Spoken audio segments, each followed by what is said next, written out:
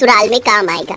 नहीं माँ, अभी मन नहीं है। वैसे भी रोटी बनाने में सीखने वाली कौन सी बात है, आटा गूंथना है और रोटी बनानी है।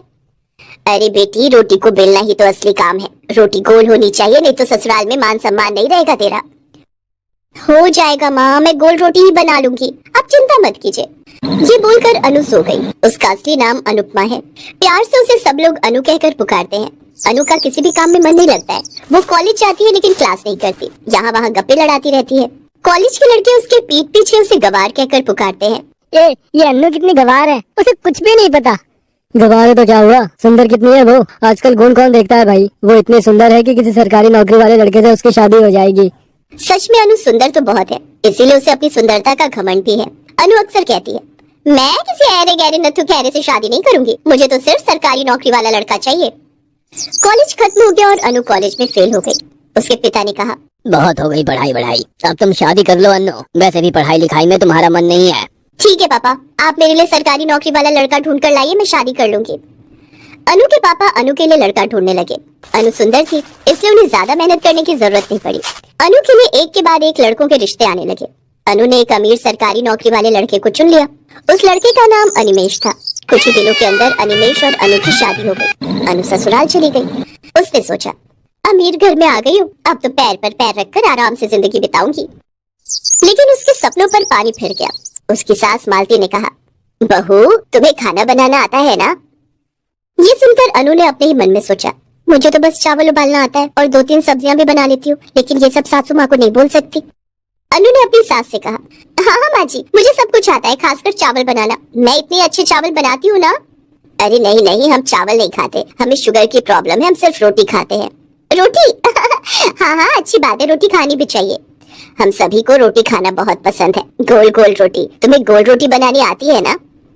अनु मुश्किल में पड़ गई। उसने कहा, हाँ हाँ, रोटी बनाना किसको नहीं आता है। तो जाओ, हम सबके लिए गर्मा गर्म गोल गोल रोटियां बना कर लाओ। हाँ? कितने लोगों के लिए माँ जी? 10 लोगों के लिए। मेरे रिश्तेदार तुम्हें देखने आए हैं ना, सबके लिए गोल गोल रोटी और चने की सब्जी बना कर ले आओ। अनु रसोई में चली गई और चने की सब्जी चूल्हे पर बिठाकर आटा गूंथने लगी। आटा गूंथकर बेलन से रोटी बेलना शुरू कर दिया, लेकिन रोटी गोल होने की जगह टेढ़ी मेढ़ी होने लगी। अरे ये क्या, ये तो गोल की जगह इंडिया का मैप बन रही है। हाय, अब मैं क्या करूं? घर में इतने सारे मेहमान आए, सबके सामने मेरी नाक कट जाएगी। अनु बहुत कोशिश करने लगी, लेकिन रोटियां गोल नहीं बनी। कभी इंडिया का मैप बना तो कभी अमेरिका का। अनु परेशान हो गई। मुझसे नहीं हो रहा ये, एक काम करती हूँ, माँ को कॉल करती हूँ। अनु ने अपनी माँ को कॉल कर लिया। सब कुछ सुनकर उसकी माँ ने कहा, मैंने कितनी बार कहा था तुझसे कि रोटी बनाना सीख ले, लेकिन तू तो मेरी बात ही नहीं सुनती थी। हाँ माँ, काश मैंने आपकी बात सुन ली होती, लेकिन अब मैं क्या करूँ बताओ तो। अनु की माँ रोटी बेलने की प्रक्रिया बताने लगी, लेकिन फिर भी अनु गोल रोटी बेल ही नहीं पाई।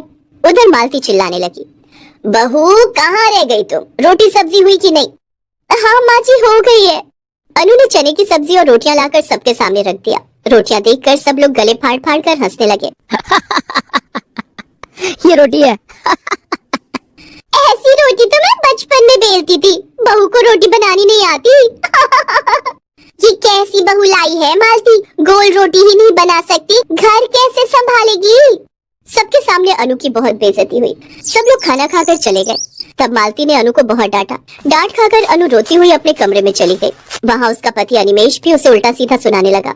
अगर पहले बता देती कि तुम इतनी निकम्मी हो तो तुमसे शादी ही नहीं करता मैं। कल मेरे दोस्त आने वाले हैं तुम्हारी हाथ की रोटियां खाने, कल भी इज्जत मेरी मिट्टी में मिल जाएगी। नहीं नहीं, मैं गोल रोटी बना लूंगी। लेकिन कैसे? सुनो अनु, अगर कल रोटी गोल नहीं बनी ना तो मैं तुम्हें मायके रखाऊंगा। रात को अनु को नींद नहीं आई। वो बस गोल रोटी कैसे बनाई जाए ये सोचने लगी, लेकिन उसे कोई आइडिया नहीं मिला। अगले दिन सुबह सुबह अनिमेश के दोस्त लोग आ गए और अनु से कहा, भाभी आ गए तुम्हारी हाथ की गोल रोटी खाने, अब बस हमें रोटी बनाकर खिला दो। हाँ क्यों नहीं, बैठो अभी लाती हूँ। अनु रसोई में आटा गूंदने के बाद रोटी बेलने लगी, लेकिन रोटी आज भी गोल नहीं हो रही थी। पास ही में अनु ने आटा गूंदने के बाद पेड़े बनाकर रख दिए थे। तभी उसका पैर फिसल गया और वो एक पेड़े के ऊपर बैठ गई। हे भगवान, सत्यानाश हो गया। अनु खड़ी हुई और देखा वो जिस आटे के पेड़े के ऊपर बैठ गई थी वो पूरा गोल हो गया था। ये देखकर उसके दिमाग में एक आइडिया आया, अरे मैं तो ऐसी गोल रोटियां बना सकती हूँ। बस और क्या, अनु एक के बाद एक पेड़े के ऊपर बैठने लगी और रोटियां गोल बनती रही। वो रोटियां लेकर अनिमेश के दोस्तों के पास आई। गोल रोटी देखकर सभी बहुत खुश हो गए। अनिमेश भी खुश हो गया और मालती भी। अरे वाह, रोटी तो पूरी तरह से गोल बनी है। हाँ, बहुत अच्छी बहू, तुम तो सीख गई। हाँ भाभी, गोल गोल रोटियां खाकर तो मजा ही आ जाएगा। वो लोग रोटी खाने लगे। भाभी और रोटी बनाकर लाइए ना। अनु रसोई में चली गई। तभी अनिमेश का एक दोस्त अचार मांगता है। अरे अनिमेश, थोड़ा अचार मिल जाता तो बढ़िया होता। हाँ हाँ, तू रसोई से ले आ, जाकर भाभी को बोल दे, वो दे देगी। वो लड़का उठकर रसोई के पास गया और देखा अनु पेड़ के ऊपर बैठकर रोटियां बना रही है। वो सभी को बुलाकर लाया और सभी ने ये देख लिया। बहू, ये क्या कर रही हो तुम? ऐसे बनती है गोल रोटी? मुझे माफ कर दीजिए माँ जी, मुझे रोटी बनानी नहीं आती थी इसलिए तुम अपने पिछवाड़े से गोल रोटी बना रही हो। लानत है तुम पे, मेरे दोस्तों को ऐसी रोटी खिला रही हो तुम। बेटा, इसे अभी मायके रख कर आ, ये हमारे घर की बहू बनने लायक नहीं है। अनु रोने लगी, लेकिन अनिमेश उसे लेकर उसके मायके चला आया और उसे वहाँ रखकर लौट गया। अनु की माँ ने अनु से कहा, देखा बेटी, इसीलिए बड़ों की बात सुन लेनी चाहिए। मैंने तो तुझसे पहले ही कहा था कि रोटी बनाना सीख ले। मुझसे गलती हो गई माँ, मैं अभी सीख लूंगी। अनु ने अपनी माँ से गोल रोटी बनानी सीख ली और बाकी सब कुछ भी सीख लिया। उसके बाद अनिमेश और अपनी सास से जाकर माफी मांग ली और उन्हें गोल रोटी बनाकर खिलाई। अनिमेश और मालती ने उसे माफ कर दिया और उसे फिर से अपना लिया। ऐसे ही गोल रोटी ने सबका दिल जीत लिया। मालती झाड़ियों के बीच में बैठकर शौच कर रही है। वो गर्भवती है, इसीलिए नीचे बैठकर शौच करने में उसे परेशानी हो रही है। क्या यार, इतना बड़ा पेट लेकर तो मैं चैन से शौच भी नहीं कर सकती।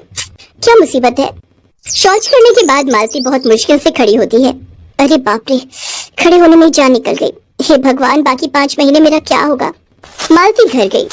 उसकी सास बिमला ने कहा, बहू आ गई शौच करके, अब जरा भिंडी काट दे। अरे रुकिए माँ जी, पॉटी करने में दम निकल गया, जरा रेस्ट कर लूं। आपकी भिंडी आप काटिए। ये सुनकर बिमला गुस्सा हो गई। क्या मेरे साथ ऐसे बात करने की तुम्हारी हिम्मत कैसे हुई? आने दो आज रमेश को, मैं दिखाती हूँ। हाँ हाँ, आने दीजिए आपके रमेश को, मैं भी उसे दिखाती हूँ। रमेश पूरा दिन मेहनत करके शाम को घर लौटा। उस बेचारे को तो आइडिया भी नहीं था कि वो सास बहू के तांडव के बीच में कितनी बुरी तरह से फंसने वाला है। उसके घर लौटते ही हंगामा शुरू हो गया। बेटा, तेरी बीवी ने आज बहुत बदतमीजी से बात की है मेरे साथ।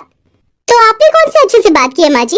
ऐसे ही पेट में बच्चा लेकर परेशान हो गई हूँ, ऊपर से तुम्हारी माँ हमेशा ये करो वो करो। अच्छा, बच्चा क्या सिर्फ तुम पाल रही हो? मैंने पेट में बच्चा नहीं पाला था क्या? अरे रुक जाइए आप दोनों, जरा मुझे सांस लेने दीजिए। अरे यहाँ मुझे सांस लेने को नहीं मिल रहा है, घर में एक शौचालय नहीं है। मुझे इस हालत में भी खेत में जाना पड़ रहा है। जल्दी से एक शौचालय बनाओ, नहीं तो बहुत बुरा हो जाएगा। क्यों, बाहर जाने में दिक्कत है क्या?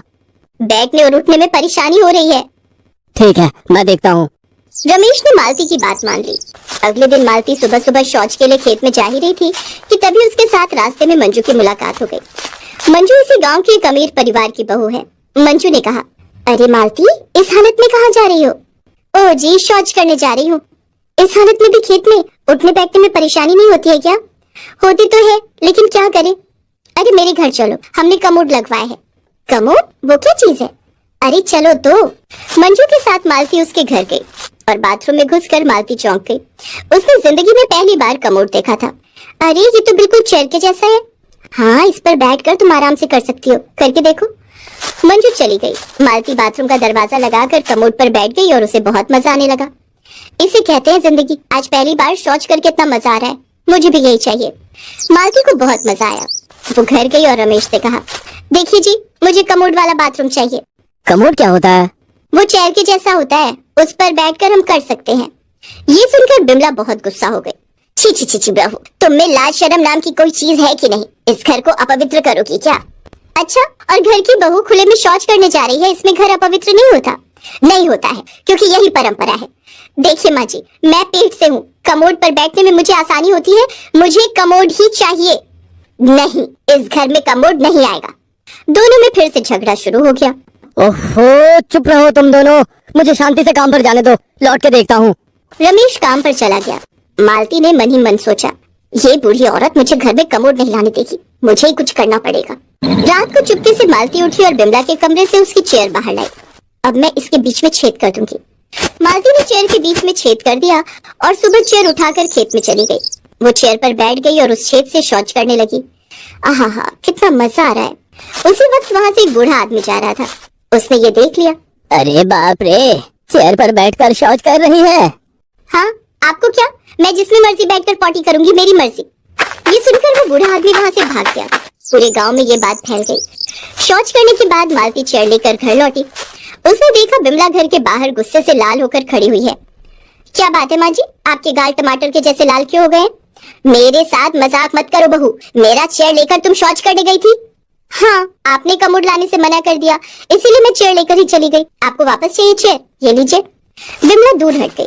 छी छी छी छी छी, इस घर का मान सम्मान सब कुछ डुबा चुकी हो तुम। नहीं माँ जी, मैं तो बस समय के साथ साथ चल रही हूँ। अभी कमोड का जमाना है, कमोड पर बैठने में भी आसानी होती है, कभी आप भी ट्राई कीजिए। छी छी छी छी, मेरे सामने ये सब मत बोल, शाम को आने दो रमेश को, मैं दिखाती हूँ। आपका वही एक डायलॉग, कुछ तो नया बोलिए माँ जी। शाम को रमेश लौटा। बिमला ने सब कुछ कहा। बेटा, इस घर में मैं रहूंगी या तेरी बीवी रहेगी, हम दोनों में से तू किसी एक को चुन ले। रमेश दुविधा में पड़ गया। अरे माँ, बच्चों जैसी बात मत करो। मालती, तुमने माँ के चेयर के साथ क्यों ऐसा किया? अगर तुम्हारे पेट में बच्चा होता तो तुम समझते। मेरे पेट में बच्चा डालकर तुम बड़े मजे से घूम रहे हो और मैं भुगत रही हूँ। ठीक है, कल सुबह होते ही मैं इस घर को छोड़कर चली जाऊंगी। मालती अपने कमरे में घुस गई। वो अपना सामान बांधने लगी और फिर सो गई। देर रात को बिमला को बहुत जोर की पॉटी आई। अरे बाप रे, मुझे अभी खेत में जाना होगा। बिमला जल्दी से बाहर गई और तभी उसके पैर में मोच आ गई, वो गिर पड़ी। अरे बाप रे, कोई है? मुझे उठाओ, कोई है? रमेश और मालती दौड़कर वहां आए और दोनों ने मिलकर बिमला को उठाया। गिरने के कारण बिमला के पैर में चोट लग गई थी, वो चल नहीं पा रही थी। मुझे बहुत जोरों की आई है, मुझे अभी करना होगा, नहीं तो कपड़ों में ही निकल जाएगी। लेकिन माँ, आप बैठोगे कैसे? पैरों में तो चोट आई है। अरे वो चेयर शौचालय है ना। मालती वो चेयर लाई और उस पर बैठकर बिमला ने शौच किया। उसे कमोड की जरूरत समझ में आई। बहू, मुझे माफ कर देना, तुम्हें कहीं जाने की जरूरत नहीं है, कमोड सच में अच्छा है। बेटा, कल ही कमोड ला और घर में शौचालय बना। मालती खुश हो गई। अगले दिन घर में कमोड आ गया और कुछ ही दिनों में शौचालय भी बन गया।